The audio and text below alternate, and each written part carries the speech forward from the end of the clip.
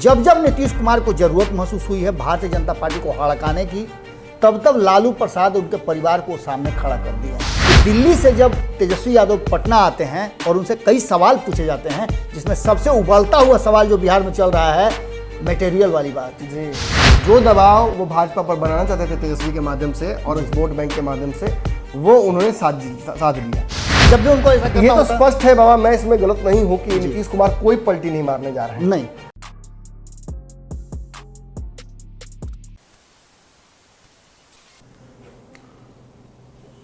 नीतीश कुमार जब एक बार फिर से नरेंद्र मोदी के दरवाजे पर जाते हैं तो पिछली बार की तरह चिरपरिचित अंदाज में नहीं जाते हैं।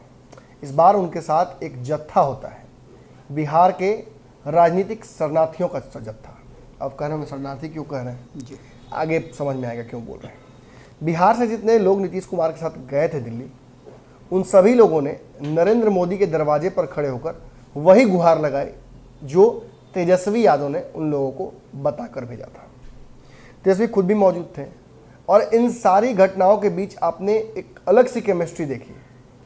सत्ता पक्ष और विपक्ष के बीच इस तरह की केमिस्ट्री कभी दिखी नहीं है। और अगर तेजस्वी यादव और नीतीश कुमार एक दूसरे के साथ इतनी सहजता के साथ खड़े होते हैं तो सवाल तो लाजमी है ना। बिहार के बड़े बड़े राजनीतिक विश्लेषकों को ये लग जाता है कि तेजस्वी और नीतीश कभी भी वापसी कर सकते हैं, लेकिन नीतीश कुमार के लिए इस बार जो वापसी का रास्ता है वो इतना आसान होता तो अब तक ये सफ़र नीतीश कुमार आंख मूंद कर भी तय कर चुके होते।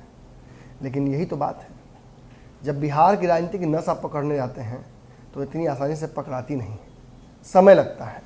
आपको ये समझना होगा कि कहीं ना कहीं नीतीश कुमार जब बिहार की राजनीति को गर्दन से पकड़ना चाहते हैं तो साथ ही साथ वो दो बड़े दल, दो बड़ी शक्तियों को एक साथ ही बिहार की राजनीति से हाशिए पर खड़े कर देते हैं। एक तरफ भाजपा 2015 का दंश नहीं भूल पाएगी, वहीं 2017 का दंश तेज प्रताप, तेजस्वी यादव और लालू यादव भूल नहीं सकते हैं। तो आखिर नीतीश कुमार की ये महत्ता बरकरार क्यों है? आज भी नीतीश कुमार तीसरे नंबर की पार्टी होने के बावजूद बिहार में मुख्यमंत्री कैसे बना पाते हैं? तो स्वागत है आपका, ये रातों रात है। रातों रात की श्रृंखला में हम प्रयास करेंगे कि आपके जहन में एक बहुत जो ताज़ा सवाल तैर रहा है कि नीतीश तेजस्वी के आखिर बीच में कौन सी खिचड़ी पक रही है और भाजपा का इसमें क्या रोल हो सकता है, इन सब पर से हम पर्दा हटाएंगे। बाबा और हम मौजूद हैं, मतलब आप समझ गए होंगे कि चर्चा बड़ी है। और शुरुआत बाबा से पहले सवाल से कर देते हैं। बाबा, नीतीश कुमार और तेजस्वी यादव जो यहाँ से जाते हैं, मुद्दा कॉमन होता है जी, ये बार बार मैं सब प्रयोग करता हूँ कि कद्दू कटेगा तो सब में बटेगा जी। लेकिन जब नीतीश कुमार तेजस्वी यादव को ये कह देते हैं मीडिया के सामने कि यही समझाएंगे, लीड देते हैं जी, जो लीड 2017 में जब देने की बात आई तो नहीं उनसे हुआ जी। जो स्वाभाविक गठबंधन जो चाहते थे, राजद के कार्यकर्ताओं ने कई बार प्रयास किया, रघुवंश प्रसाद ने भी ऑफर दिया था, शिवानंद तिवारी ने ऑफर दिया था, लालू प्रसाद ने ऑफर दिया था, राबड़ी देवी ने ऑफर दिया था, इन सब को नकार कर वो कहीं ना कहीं भाजपा के साथ जाते हैं। और चुनाव के बाद जो परिस्थितियां बदलती हैं तब भी कई बार ऑफर देने के बावजूद राजद के वो वहाँ नहीं जाते हैं और फिर दिल्ली में एक साथ नजर आ जाते हैं और क्रेडिट भी देते हैं, सहजता भी दिखती है। ये दिल्ली की पानी का असर है कि क्या बात है? नमन जी, आपने सवाल जो किया उस सवाल में ही आपने लगभग सभी जवाब दे दिए जी। सबसे पहले तो आपके सवाल में ही जवाब जो छिपा था, इसमें था पावर गेम की बात जी। अब आप समझिए, सीधी सी बात इतना ही है जो हम इस आज के विषय पर समझाना चाहते हैं। उसमें सबसे बड़ी बात यह है कि आखिर नीतीश कुमार प्रासंगिक क्यों है इतना ज़्यादा? जी जी। जबकि 1 नंबर और 2 नंबर की दोनों पार्टियां टकटकी लगाकर देख रही है और नीतीश कुमार कद्दू कट रहा है तो बांटने के लिए सबसे पहले आ जाते हैं। कद्दू किसी और का, चाकू किसी और का, और बांटने की जब जरूरत होती है तो नीतीश मुखिया। मैंने इसके पीछे का कारण जानते हैं क्या है? नीतीश कुमार को एक चीज बहुत बढ़िया से आता है और वो है डर पैदा करना। जी। आपने देखा होगा कि बच्चों को जब आप पढ़ाते हैं, स्कूल में पढ़ाएं या अपने घर में पढ़ाएं, जब भी पढ़ाएं तो कोई ना कोई डर जरूर दिखाते हैं। या तो छड़ी का डर दिखाएं या किसी और चीज़ का डर दिखाएं, लेकिन डर दिखाते हैं। नीतीश कुमार को ये पता चल गया है, भारतीय जनता पार्टी को ये डर दिखाते हैं कि हम इनके साथ चले जाएंगे और इनको ये डर दिखाते हैं कि आप उनके साथ चले जाएंगे। यानी कि बीच में नीतीश कुमार ये अपने आप को प्रमाणित कर देते हैं कि खूंटा तो वही रहेगा, भले उसमें पगहा जो है बदलता रहे। अब इसमें सबसे बड़ी बात है कि नीतीश कुमार को ये बात 2020 के चुनाव में, जैसा कि आपने कहा भी था चुनाव परिणाम के तुरंत बाद, कि नीतीश कुमार बहुत ही असहज हैं। उनकी दिल्ली में नहीं दिखा जी, उनकी असहजता इस बात से आप समझ सकते हैं कि उनको अपने चिर परिचित जो प्रतिद्वंदी हैं उपेंद्र कुशवाहा को साथ लाना पड़ा। बिल्कुल बिल्कुल। और उपेंद्र कुशवाहा को साथ लाने का मतलब आप समझ रहे हैं कितना जहर का बड़ा चंदन विष व्यापत नहीं लिपटत रहा। डिजास्टर के समय में कहा था कि you go for disaster plan. बिल्कुल डिजास्टर प्लान था। बिल्कुल। माने अब आप समझिए कि वही नीतीश कुमार हैं जो 2015 में बोल रहे थे कि चंदन विष व्यापत नहीं जी, लिपटत रहो जी। आखिर ऐसा क्या हो गया कि 2 साल भी ये दोस्ती नहीं चल पाई? ऐसा क्या हो गया कि जहरीला हो गए नीतीश कुमार? नीतीश जी साथ चंदन जहरीला हो गया? ऐसा कुछ नहीं था, जहरीला नहीं। जहरीला है भी कि नहीं है कि ढुढ़वा साफ है। भय का आपने जो बात किया, मेरे मन में लगातार वही चल रहा है कि नीतीश जहर है कि नहीं है, ये तो आज तक चेक नहीं हुआ है, लेकिन डर तो बना लेते हैं कभी भाजपा। अब ये भी आपने प्रसंग बड़ा बढ़िया छेड़ दिया कि जहर कौन है, चंदन कौन है, ये पता लगाना उल्टा हो लग रहा है ना, सब कुछ बड़ा मुश्किल लग रहा है। लेकिन एक बात बता देते हैं, भारतीय जनता पार्टी और आरजेडी में अंतर है जी। भारतीय जनता पार्टी आयातित पार्टी है। बिल्कुल। बिहार में तो बिल्कुल ही आयातित, बिहार के लिए आयातित पार्टी है। और जब सुशील मोदी जैसे छत्रप हो यहाँ, जिनके हाथ में कमान दे दीजिए और अपने ही घर के लोगों को कोरामीन का इंजेक्शन देने लगे, तो निश्चित रूप से लगता है कि ऐसे मालिक के होने न होने से कोई अंतर नहीं पड़ता। सजा भुगत रहे हैं। बिल्कुल।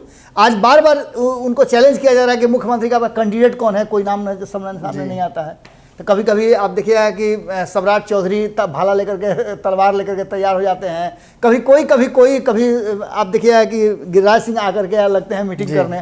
तो खैर ये चलते रहता है। लेकिन अंतर इतना ही है कि नीतीश कुमार को 2017 में ये डर हो गया था कि कहीं ऐसा ना हो कि लालू प्रसाद का गुण, तेजस्वी यादव का युवापन जी, और ये कॉम्बिनेशन यदि बन जाता है अनुभव का और शक्ति का, तो बड़ा स्वाभाविक सत्ता का हस्तांतरण हो जाएगा। बिल्कुल। और ये कॉम्बिनेशन बड़ा परफेक्ट हो रहा था।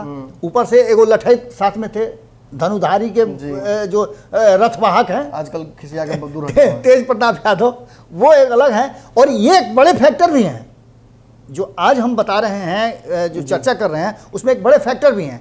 अब इन सारी बातों को लेकर के नीतीश कुमार का जो काम था वो कर लिए जी।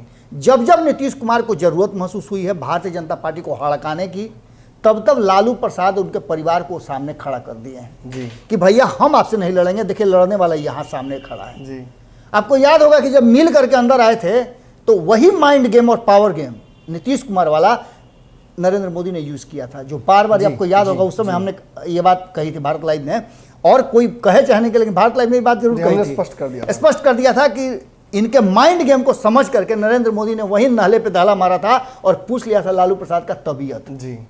आज एक बात समझ लीजिए, जिस तरह से नीतीश कुमार की आज हम जो चर्चा करने बैठे हैं उसके ठीक एक दिन पहले हमने एक तस्वीर देखी है जी, और आज से 15 दिन की पहले उनकी तस्वीर देख लीजिए, दोनों में जमीन आसमान का अंतर है।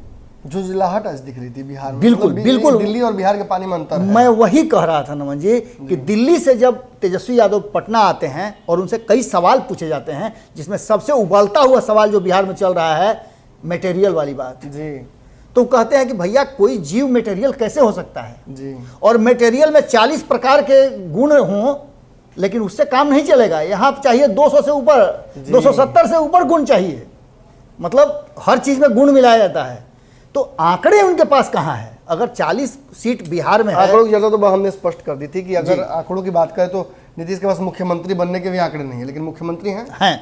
तो इन्हीं सब बातों को तेजस्वी यादव का कहने का तात्पर्य यही था कि आप तीसरे नंबर की पार्टी हैं। रालोसपा के पास ये नहीं था कि वो इतनी बड़ी पार्टी में विलय करके इतना बड़ा पद ले ले। ये सारी बातें हुई और इन सारी बातों के बाद नीतीश कुमार का फॉर्मूला रहा है, शुरू से फॉर्मूला रहा है यूज एंड थ्रो का। उनको जब जरूरत हुई तो भाजपा को यूज कर लेते हैं। आपको याद होगा कि 2005 में जब वो आए थे तो किसके सहारे पर आए थे? भाजपा के सहारे, बिल्कुल। और उससे पहले जो हुआ था सबने देखा कि फरवरी में जब 2005 में चुनाव हुई, भाजपा के खिलाफ मोर्चा खोल दिया। उसके बाद नीतीश कुमार की यह विशेषता रही है। आप 2017 की बात कर लें, 2019 की बात करें, 2017 में क्या जरूरत था उनको एलजेपी को अपने साथ मिला करके और उसको एक एमएलसी बना करके और मंत्रालय में शामिल करना, अच्छी तरह से वो जानते थे बात। दूसरी बात 2019 में चुनाव में देख लीजिए आप, जब जरूरत पड़ी एलजेपी की तो सीधे रामविलास पासवान को अपने पास बैठा के बोले आप 6 गो ले लीजिए, आप सीधे दिल्ली पहुंच जाइए, क्या जरूरत है चुनाव लड़ने का, हमको भी 17 करवा दीजिए ना, करवा दिया गया। जो बाबा बोल रहे हैं उसे, बाबा की बात खत्म हो गई जी जी, जो बाबा जो बात कह रहे हैं उसे आसान भाषा में समझाने की मैं कोशिश करता हूँ। बाबा का सीधा कहना है कि जो सहजता नीतीश कुमार को के चेहरे पर आपने देखा था दिल्ली में तेजस्वी के साथ, जिस तरीके से वो मंच भी साझा करने को तैयार हो गए हैं, यहाँ तक क्रेडिट भी तेजस्वी को दे रहे थे और एक तेजस्वी के ही दिए हुए रास्ते पर चलने को तैयार भी थे, वो नीतीश और आज के नीतीश में बहुत अंतर है। हालांकि ये दोनों व्यक्ति एक ही हैं, लेकिन नीतीश कुमार तब तेजस्वी यादव को नहीं, उनके पीछे खड़े वोट बैंक को देख रहे थे। और जब वो बिहार आते हैं और बिहार में छोटा सा सवाल उनसे पूछ जाता है तेजस्वी को लेकर, झुंझलाहट उनकी साफ तौर पर देखी जाती है।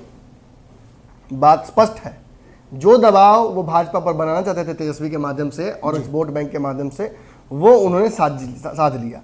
यानी तेजस्वी यादव को साथ रखकर उस मंच पर उन्होंने एक लाठी से 2 शिकार किया। एक तो ओबीसी में ये मैसेज भेज दिया कि मैं आपके हक के लिए खड़ा हूँ, और दूसरा उन्होंने भाजपा में ये मैसेज भेज दिया कि आप अगर मेरी बात नहीं मानेंगे तो मेरे पास विकल्प है, और वो मेरा भतीजा ही है, क्योंकि सदन में ही मैंने कहा है। जी, तो ऐसी परिस्थिति में क्यों ना इस विवेचना को हम आगे बढ़ाते हैं, और आज के पंचनामा की श्रृंखला में भी बाबा हम लोग शाम में इसको और आगे बढ़ाते हैं। फिलहाल हमने ये तो स्थापित कर दिया है कि नीतीश कुमार ने जो एक लाठी से 2 शिकार किया है, उससे भाजपा और तेजस्वी दोनों हक्के बक्के हो गए और साइन देते रहे नीतीश कुमार, अक्सर साइन देते रहे जब भी उनको पाला बदलना। हाँ बिल्कुल बिल्कुल, जब भी उनको ऐसा करना ये तो स्पष्ट है बाबा, मैं इसमें गलत नहीं हूं कि नीतीश कुमार कोई पलटी नहीं मारने जा रहे हैं। नहीं, उनका एकमात्र विकल्प उनके पास जो है वो यही है कि अपनी पार्टी को मजबूत करके एक चुनाव अकेले अपने दम पर लड़कर देख लें। जो सफारी देखने गए थे जी, शेर बंद था, गाड़ी से घूम रहे थे जी, अगर खुल जाए शेर तो नहीं घूमने जाएंगे जी, ये सबसे बड़ी बात। तब एडवेंचर हो जाएगा, सफारी नहीं होगा। तो आज की रातों रात की श्रृंखला में इतना ही। विशेष पंचनामा में आपसे बातचीत करूंगा, और दिन भर जो भारत लाइव पर खबरें चल रही हैं, आपसे आग्रह है कि उन पर अपना प्रेम और जो आपका स्नेह है इसी तरह से लुटाते रहिए, और इस वीडियो को शेयर कर दीजिए। धन्यवाद। अगर ये वीडियो पसंद आई और वह बिहार के राजनीति और बिहारियत से सरोकार रखेनी तो सब्सक्राइब बटन दबा के चैनल के सब्सक्राइब कर ली। ओजे एगो घंटी बा, ओकरा बटन दबा देला से कुल सटीक और मारक खबर रुआ मुफ्त में मिल जाई। अगर रुआ पत्रकारिता के हमनी के नया प्रयोग में सहयोग कर चाहतानी तो ज्वाइन बटन दबा दी। पेटीएम नंबर नोट कर ली 9386816700। धन्यवाद।